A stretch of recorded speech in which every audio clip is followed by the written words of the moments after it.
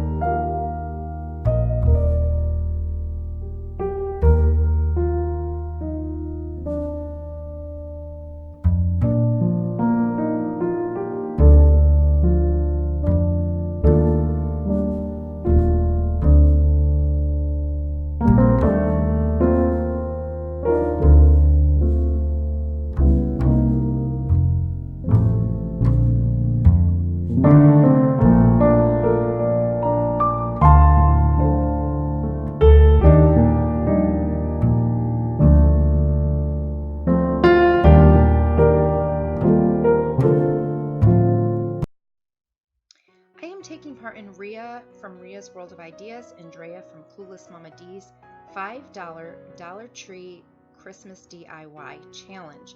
So I will have a link to a playlist down in my description box, so make sure you go check it out to get other inspiration from other ladies doing Christmas DIYs as well. Please give this video a thumbs up if you enjoy Christmas DIYs. Don't forget to subscribe so you don't miss any future videos.